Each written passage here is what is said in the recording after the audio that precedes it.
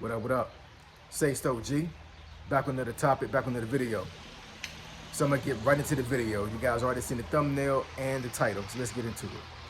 So I just saw on NBC News that DHS, the Department of Homeland Security, just got their funding back. Outside of ICE being funded, and I think Customs and Borders is not funded yet. But everybody else under DHS is being funded right now, which means that TSA will start getting paid again as early as Monday. So if you are a TSA worker, kudos you guys. I really am happy that you guys again are starting to get paid again. I know it was definitely demoralizing to go to work and have to go to food pantries and take off work because you didn't have enough money to feed yourself and your families. It was horrible. It was terrible.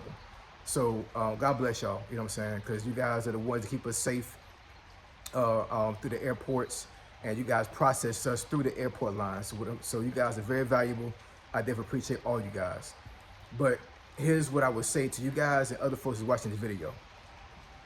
If you guys were dependent on just your TSA check to survive, you are behind the power curve, because I'm telling you, having just one source of income right now in 2026 is not the lick. It's not something that needs to be taken for granted, as far as like you having one income and then you lose the income and then something like this happens, right? And you're not able to feed yourself and your family. It's like it's a terrible situation to be in, right? Now, the reality is that there are a lot of folks out there that will have side hustles that will not be able to sustain their lifestyle. I totally get that. Side hustling is really what it is. It's based extra money to do certain things outside your 9-to-5 job, right? But what I would tell you is that having a side gig or a side hustle is extremely valuable, because I'm telling you, once you start making income outside your 9-to-5 job and you actually see like results, doesn't matter how much it is. It could be you only making $20 a month extra outside your 9-to-5 job. Once you grasp that concept of making money outside your 9-to-5 job, it changes something in here. It really gets your wheels spinning in your brain, as far as like, okay, it's only $20, but I literally made this $20 not by borrowing it, but actually doing something outside my 9-to-5 job work, and that somebody or something paid me, right? It's not a W-2 job. It's not me going to work and clocking in at a job site. This is literally me doing something outside of that work, and somebody or some entity paid me for this. It's a game changer. It is, man. You know what I'm saying? And I hope that a lot of those TSA workers had side gigs to hold them down, or side money, passive income to hold them down. But the reality of things is that a lot of folks didn't have that, and you saw it all over the news. Folks were in dire straits. Folks were on the news, talking about they had to go to, like I said, food banks and pull out loans. I can only imagine that a lot of the TSA workers put themselves in a whole lot of debt. And, I'm sorry, I take that back. They didn't put themselves in debt. The government put themselves in debt. They put them in debt because of this ridiculous thing about funding, right? It's crazy.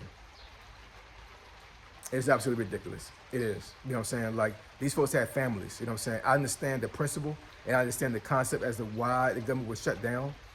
But it's unfortunate. It is. You know what I'm saying? Because, the average person is being caught in the crossfire of these politics, right? They're getting hurt because of principle and because of things that normally should better the country, right? For its passing policy that helps the American people.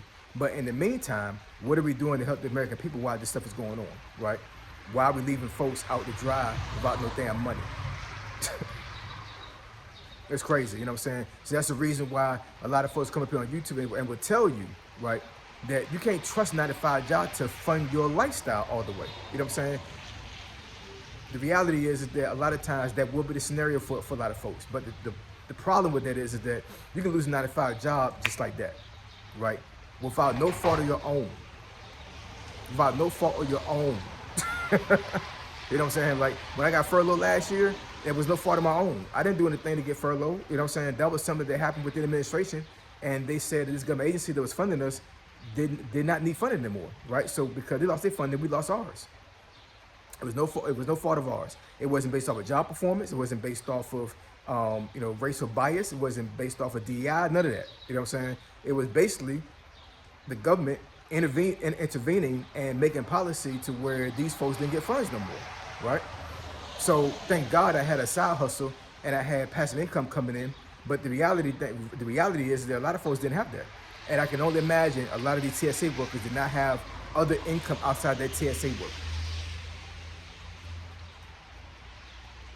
When you have a family, right? I'm talking to guys here, right? You know what I'm saying? When you got a family and you're the only one making bread, you're the only one bringing in the bacon in the house, right? When it comes to, you going out to a 9 to 5 job and like you have a wife, you have kids, you may have in-laws staying with you, you may have other family members staying with you, and you're the only person in the house making income, and you only have one source of income. That's like giving all the keys to one person for the castle. There's a thing that is in IT, and I'm pretty sure a lot of these folks in IT that watch my channel will understand what I'm talking about. The concept, I think, falls under change management. But what is the terminology for it? I'm trying to make a point here, and I totally forgot about the doggone the terminology for it. My goodness, and it was gonna be a good point too. Damn. Lord have mercy. I can't think of the concept here, but I can explain it. I just can't remember the actual terminology for it. So let's just say I'm a system administrator, right? I'm a person that deals with servers, right? So I'm the one that configures the server to operate on the network, and I have a whole bunch of computers that folks are using that ties into this one server to supply certain things, right? Let's say it's a file server. So, a person on the other end on a laptop or a desktop is actually accessing that server for file sharing, right? And for some crazy reason, the actual the internet connection or the service connection to that server goes out, right?